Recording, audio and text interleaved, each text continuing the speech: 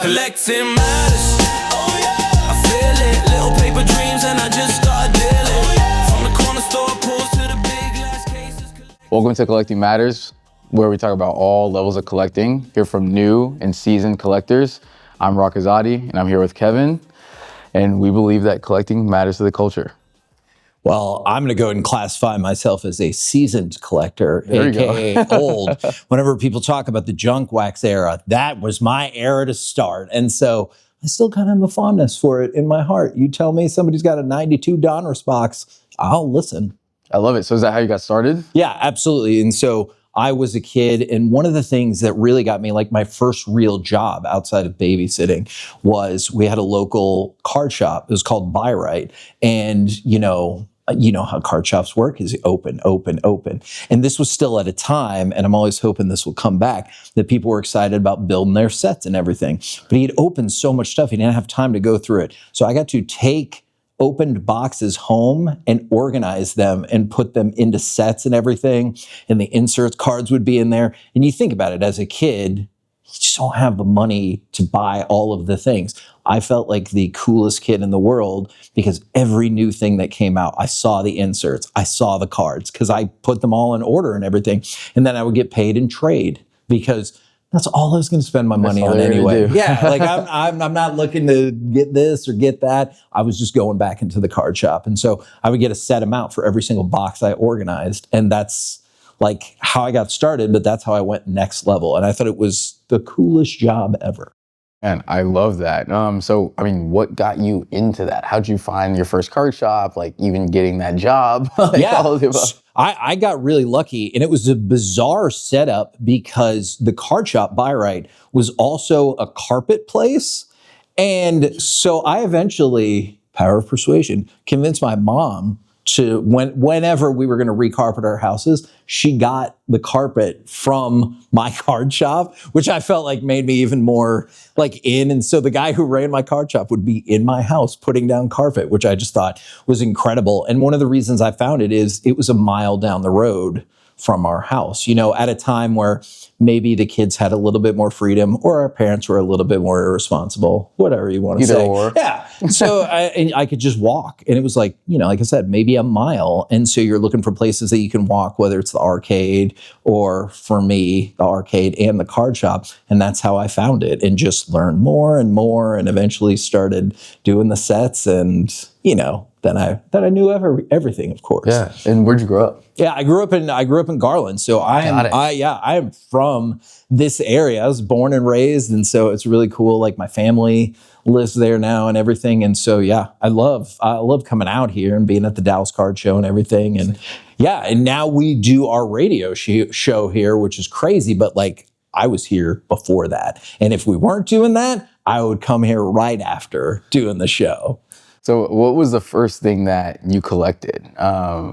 Football and basketball were big, but for me, it was baseball. Like, that's how I fell in love with sports, is the Texas Rangers. I know they play at Globe Life Field now. Before that, the ballpark in Arlington. But before that, they had the old Arlington Stadium that was just a dump. If anybody's been there, It felt like the whole thing was blue and it was nothing but bleachers. But my mom would take me there, and that's where like I learned baseball. And so it was always about baseball. So I feel like I like all sports now, but baseball was it. All about baseball. Yeah. And that's one of the things I loved is like, 1990 Leaf came out, and I know now, is it numbered? Is it auto? And that's great. And I appreciate all of that. But like, if you could pull that Frank Thomas rookie card, you just had the best day ever, Yeah. And then, so from those, you talked about the wax days. Like, what do you think has been really cool that's changed about the hobby? What do you think that, some things you wish you could change about it? Sure. And then what are some things that, that you're excited about? Yeah, well, one of the things that I wish I could change about it is I wish people still were seeking out those base cards a little bit more and wanted to make a set. Like I'm still, this will really age me, will write down on a sheet of paper the cards I'm missing for a set. Wow. And like I kind of miss that, and I kind of love that. Like right now, if you pull a Cooper Flag base rookie, I think you should be able to go crazy about that. But I do appreciate two things: how many more autographs there are and everything. I think that's so cool, especially for like kids. They don't even care. They're like, wow, a pro athlete signed this. How awesome is that? And then the other thing is it doesn't feel like a niche anymore. Like you don't have to explain, well, baseball cards. Like if you're like, oh yeah, I'm going to a card show. Oh, which one? You know, like it just feels so much more mainstream, and you have so many more people, whether it's the Pauls, obviously Aoki, you have so many more mainstream people that like know and love cards. And how cool is that? Yeah, they're evangelists for the hobby and the industry, and it's been really awesome to see. Absolutely. And even participate in. Man, I do want to talk about like your, I don't know if you call it a dual personality, but you've got this whole like profession over here as a host, and you've got your own show. Then you've also got your like, you know, your commitment to the hobby. How do you balance? Man, I'll tell you, the number one thing that's most difficult to balance is you get to meet the most unbelievable people, and it's always in a circumstance where it is forbidden to take a picture or get an autograph. Like I've met the coolest people in the world that like whenever you see an autograph card, you just want to go, oh man, I could have got that. I could have got that Dirk auto. I could have got that Cooper Flag, Emmitt Smith, Troy Aikman. Like I know I'm listing a lot of local people, but we've had the opportunity Those are to stars. Yeah, exactly. Yeah, I mean, exactly. yeah, you just We've had the chance to talk and meet and shake hands with the coolest people, but you just have to tell people or you hear the interview. And in my mind, there's like still that 10-year-old kid that's thinking, oh my gosh, get that autograph. Like, I feel like I'd have the most amazing autograph collection, but I would have long since been fired from my job for violating those rules. Yeah, it's like you're living in two worlds. And that's why I asked that question is like, you know, people who work in sports and all that, you've got to maintain this level of like composure or coolness that in reality, you might just want to, you know, be like, hey, like I have this whole collection back at. And the one that I keep thinking of all the time, because he's not the biggest name in the world, but to me, it was unbelievable, is Elton Brand. I'm a huge Duke basketball fan, and I was at a charity event, and people were breaking out. The press wanted to talk to this person and that person, and Elton Brand's just standing there.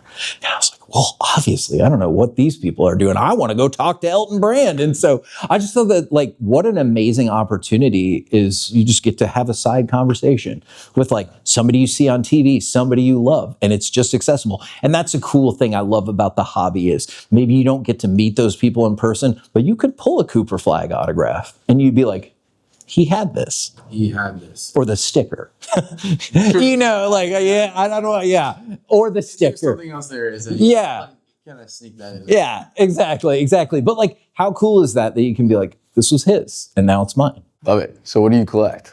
You know, like I said, all the sports, of course, but I really like wrestling and wrestling cards. And I love that wrestling cards have like kind of come up in the world too, you know? Yeah. Oh, they have. I mean, you got the Vince McMahon, like the Resurgence and all this stuff. Yeah, Monday Night Raw being on Netflix now and stuff like that. The huge sponsorships, the WME deal. Like, exactly. Yeah. So, I mean, like right now I love CM Punk. My all-time favorite is The Undertaker. And that's one of the things, you know, I was talking about the autograph. I was opening some Prism, got an Undertaker autograph, and it's just Chills, by the way. It's not the value. I mean, the value, that's great, and I appreciate that, but that card's not for sale. That's my card, you know, like that's going into my PC, and it's not coming out of my PC. And so, like, it's things like that like, that's such a cool high that it feels impossible to stop chasing.